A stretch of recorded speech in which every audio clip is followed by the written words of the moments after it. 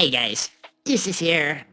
We gotta go back to Minnesota again. I'm so sick of Minnesota. Can we please get out of Minnesota? I want out of Minnesota. I want out of Minneapolis.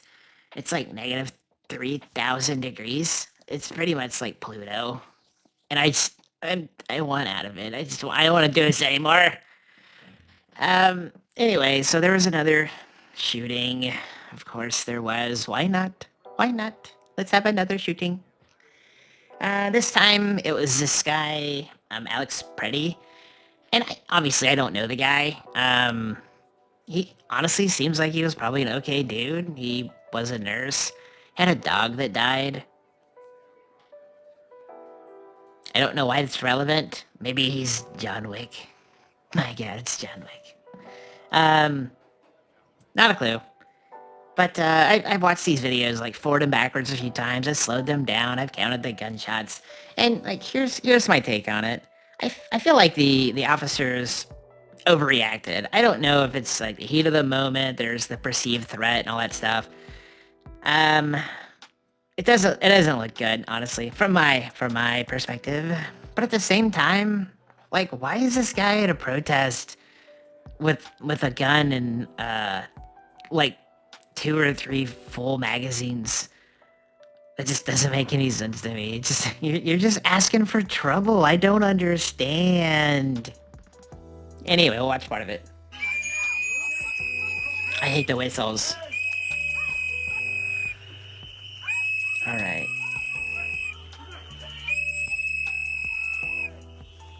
He gets maced and then starts choking this lady. I don't know why. What is wrong with you? Honestly. And so they're wrestling him to the ground here, and you can't see from this angle. The other video shows it better, but this officer back here, this guy right here in the gray, notices that the Alex guy has a gun on his hip, and so this officer takes the gun.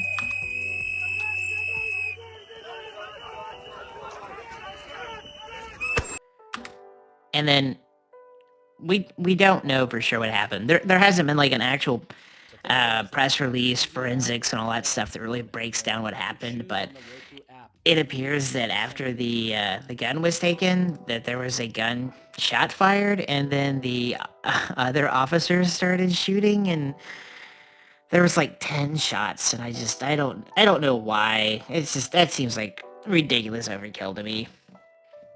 And this Chrissy Gnome has to say this stuff about it, so let's listen to her. Yes. The White House has labeled the man who was killed in Minnesota as a domestic terrorist. Is that something you agree with? And have you seen any evidence? When you perpetuate violence against a government because of ideological reasons and for reasons to resist and perpetuate violence, that is the definition of domestic terrorism. This individual who came with weapons and ammunition to stop a law enforcement operation of federal law enforcement officers committed an act of domestic terrorism. That's the facts. Where's the evidence of his ideology? Yes. Yeah, that's pretty much all she said on that one. Yeah. Good afternoon, everyone. So today, federal agents beat and then shot multiple times and killed 37-year-old Alex Jeffrey Preddy, a U.S. citizen, a Minneapolis resident, and a VA nurse. Eyewitness video shows once again reckless, violent, and dangerous federal agents taking the life of a Minnesotan. And rather than following standard law enforcement practice, which is focused on public safety and de-escalation, they have killed another person. Here's my frustration with this whole thing. Like, the entire city has turned into this, like, democratic cesspool where everyone is protesting ICE, and I can't fathom it. I cannot make it make sense in my head.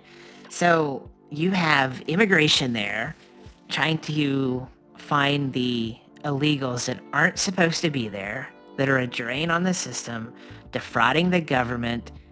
They're violent, they're rapists, they're murderers, and we've got people rioting to keep them in the city? Like, why? I don't get it. Am I crazy? Maybe I'm crazy. I'm the crazy one. I don't know. And so rather than just moving out of the way and letting these people do their jobs, we have to go like antagonize and get in their way and block and impede and then get violent and throw things and shove and push. And then it gets escalated because of all the poking and prodding from the, I'll call them protesters, but I mean, domestic terrorists is pretty much the literal definition of what they're doing, and you kinda reap what you sow, I guess. I don't get it. I just don't get it. And the Trump administration has already called Alex Preddy a domestic terrorist. Yeah, He was a nurse. but also a domestic terrorist. We send our heartfelt condolences to his family and to his friends. And all Americans should be outraged at this unaccountable, violent federal force which is operating with impunity in our city. And you need to know, America, that if it can happen here, it can happen in your community. I mean, I think that's the problem. Most people, literally most people, look at this and say, not that Alex Pretty was killed, but that ICE is out and deporting people. Most people look at that and say, good. Do it more. What's taking you so long? Get them out of here. Community too. So we gather here to say, first, I want to say to the president, you must stop Operation Metro Surge immediately and send these ICE agents home so our communities can be safe. And again, it's not the operation. It's not the ICE officers. It's the organized protesters, the agitators that are creating all of the violence and destabilization. It's so frustrating. It's a self-fulfilling prophecy. Like, oh, get these awful ICE agents out. They're violent. And then there's like a mob of 10 people that get hurt because ICE shoots them with pepper balls because they're impeding ICE and throwing things at ICE. I just maybe don't assault federal officers. Like, have we thought about that? I mean, Jesus Christ, what are we doing? Second, it is essential that trusted, impartial state investigators at the BCA are allowed to fully investigate what happened here today. Yep. And I don't have a problem with that. I say go for it. The more people investigating it and coming down to like a legal determination, if one of the ICE agents was actually, out of line, I'm all for it. Like, nobody's perfect. We're all human, right? Well, maybe I'm a kitty cat. Maybe I'm not a human, but people make mistakes and they get held accountable. I'm totally fine with agencies investigating it. There's not a problem here. Third, I urge my neighbors to express our grief and outrage at this killing and at the federal invasion of our cities peacefully and with the love that we showed yesterday when so many thousands of us showed up in support of our community. Uh-oh. Oh, God. Okay. And finally, we must have our I'm not going to edit that out. Get over it. Republicans in Congress, they must join with us to condemn this violent and unfettered violent abuse of power and to stop it. See, and again, there's not an abuse of power here. We literally have an organization within the government that is doing their job. It's just the Democrats don't like it. It's supporting their voter base, and it's like, I don't know, man. I can't with these people. Okay, having to put kind of a split in the video there. Sorry, I got sidetracked. I had to come back to it. Anyway, so what I find fascinating about this whole thing is you look at deportations, like, historically, and like you've got Bill Clinton, 93 to 2000, removed, over 1 million people. George W. 2 to 2.4 million. Barack Obama, over 3 million formal removals. Donald Trump's first term, 1 million to 1.5 million. Joe Biden, it went way down, 500 to 700,000. And then Trump's second term, back in it, right? But here's the crazy thing to me. So we've deported millions of people a year, and it's never been a problem. Under Obama, there was strong support by Democrats. Under Bush and Clinton, it was bipartisan support. Under Trump's first term, Democrats opposed the aggressive policies. And then under Biden, it was considered necessary for border management. And then with Trump again, we opposed it again. And I just, it's so clearly just a weaponized two-party system, and it's so frustrating.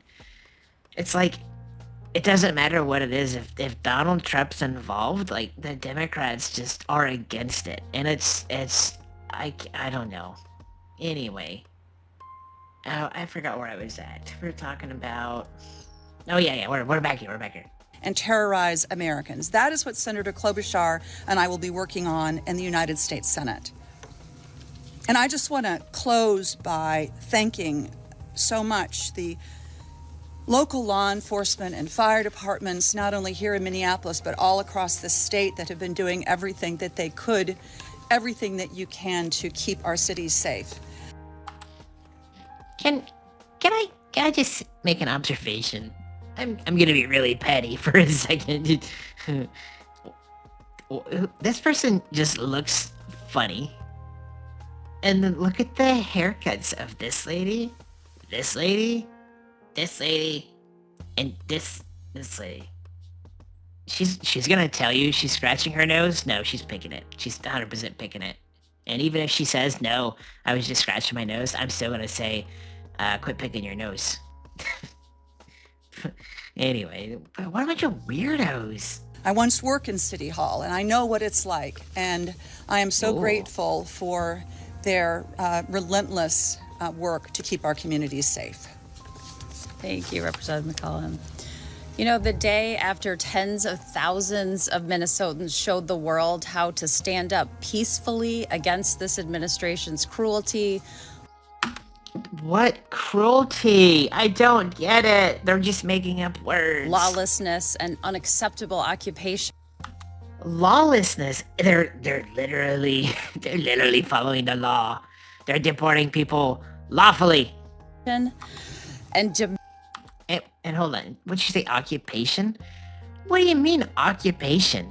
demand that ICE leave our state and end this federal invasion. The world is watching yet again as one of these people are so insufferable.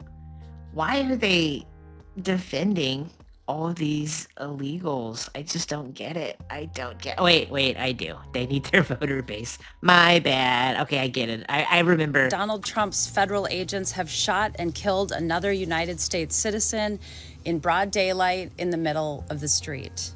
First, we lost Renee I mean, it wasn't in the middle of the street. It was kind of off to the side. Nicole Good. And now Alex Jeffrey Preddy, a 37-year-old man, a Minnesotan, an ICU nurse, a resident looking out for his neighbors as Minnesotans always do. And I do want to pause and offer my deepest. Okay. I don't care. And then I was gonna come back to this, and she was gonna talk about the person that got their finger bit off. And I kind of spoiled it because here's the picture of it. Oh, it's so awful. Like a protester literally just bit his finger off. Oh, it's awful. It's been thousands hiring a And then, where's Hassan at? Hassan's here somewhere. Here, we'll go back to here. There he is. Look at him. This guy. Oh, this is recent. Hold on. You smell really bad. And Nobody likes you, Hassan. You'll get a real job, you terrorist. There. Hopefully he sees that. I doubt it. Anyway, this freaking moron, this idiot. Where is? Okay. Your ex is such freaking dumpster fire. Okay. This is gonna get dangerous. I can't scroll on X right now. There's too much crap going on.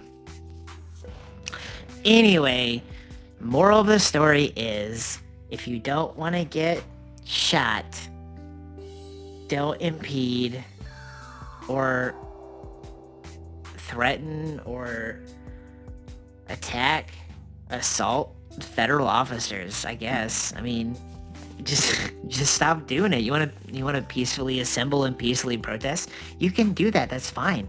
But once you get violent and throw things and hit people and shove people and brandish weapons, I mean, what happens. I don't, it's like a IQ test, and the bar is really low in Minnesota. Really, really low.